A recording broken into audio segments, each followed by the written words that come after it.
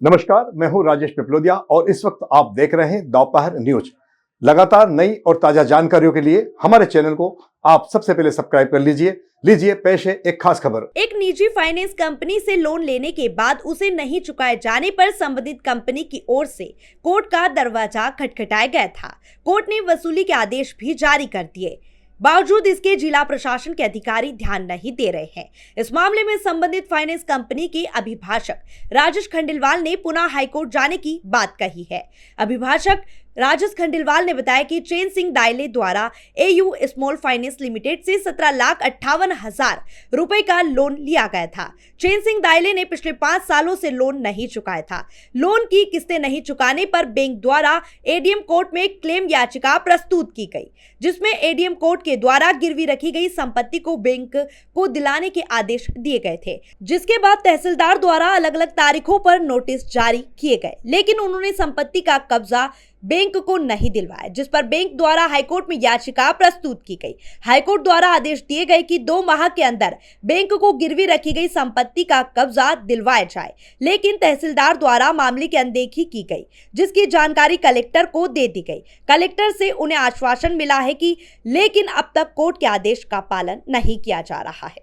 दरअसल AU small bank द्वारा चैन सिंह दाइले जी को लोन दिया गया था। तत्पश्चात इनके द्वारा अपनी लोन की किस्त नहीं भरी गई थी, जिस पर से एयू स्मॉल बैंक के द्वारा इन्हें सेक्शन सरफेसी अधिनियम की धारा 13(2) के तहत नोटिस दिया गया था। तत्पश्चात अन्य धाराओं के तहत भी इनके विरुद्ध हमने कार्रवाई की, किंतु उन्होंने अपने लोन का भुगतान नहीं किया। तत्पश्चात विवश होकर बैंक द्वारा एडीएम श्री अजय देव शर्मा जी के यहाँ पर हमने सरफेसी अधिनियम की धारा 14 के अंतर्गत हमने क्लेम याचिका प्रस्तुत की थी। उक्त याचिका के अंदर हमने उक्त प्रत्याभूत संपत्ति जो उनने गिरवे रखी थी उसके कब्जा लेने के संबंध में हमने याचिका दायर की थी, जिसमें माननीय एडीएम साहब द्वारा दिनांक 24/3/2023 को हमें यह आदेश प्रदान किया गया था कि तहसीलदार महोदय के द्वारा उक्त प्रत्याभूत संपत्ति जो कि सिमरोल के अंतर स्थित है उनका कब्जा दिलाया जाएगा। तत्पश्चात बैंक द्वारा एडीएम महोदय के आदेश की प्रति के साथ में आवेदन पत्र तहसीलदार महोदय के समक्ष दिया गया। तहसीलदार महोदय द्वारा लगातार विभिन्न तारीखों पर नोटिस जारी किए जाते रहे, किंतु कई तारीखों पर नोटिस जारी किए जाने के पश्चात में भी उनने उक्त प्रत्याभूत संपत्ति का कब्जा नहीं कराया। लगातार 4 से 5 बार हमने नोटिस जारी करवाए, उनके द्वारा हमने आवेदन पत्र दिए तो उन्हें नोटिस दिए, किंतु जिस दिन कब्जे की दिनांक होती थी उस दिन उनके द्वारा विभिन्न तरह के बहाने बनाकर कब्जा नहीं दिलाया गया, जिससे व्यथित होकर बैंक द्वारा माननीय उच्च न्यायालय की शरण ली गई। उक्त उच्च न्यायालय के समक्ष बैंक द्वारा रिट पिटीशन दायर की गई।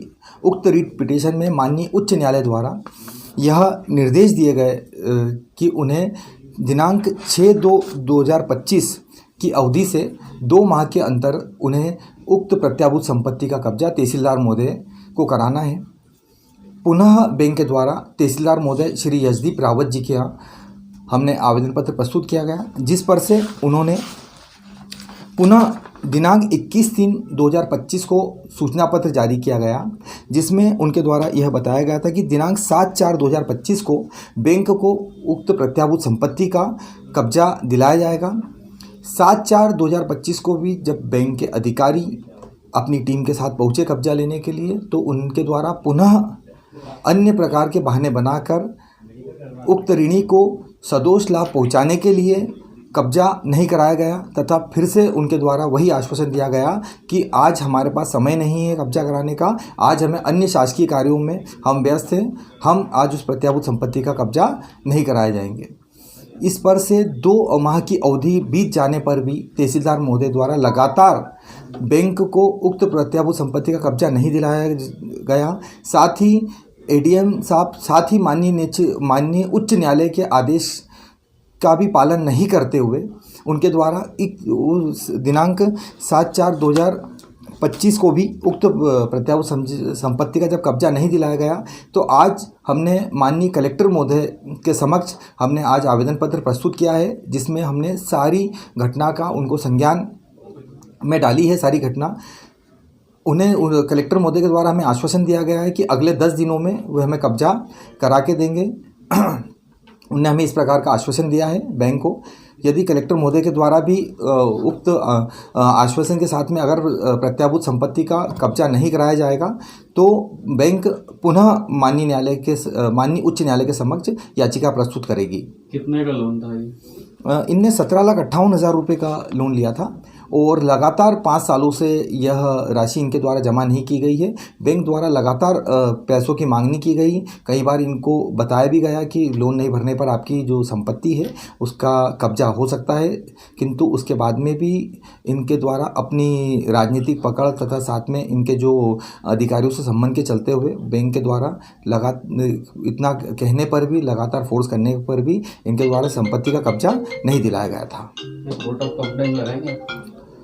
यदि कलेक्टर महोदय द्वारा अगर हमें आश्वासन जो दिया गया है कि अगले 10 दिनों में हम उनका कब्जा करा के देंगे, उसके बाद भी अगर इन्हें हमें बैंक को अगर कब्जा नहीं दिलाया जाता है तो पुनः हम माननीय उच्च न्यायालय के समक्ष याचिका दायर करेंगे।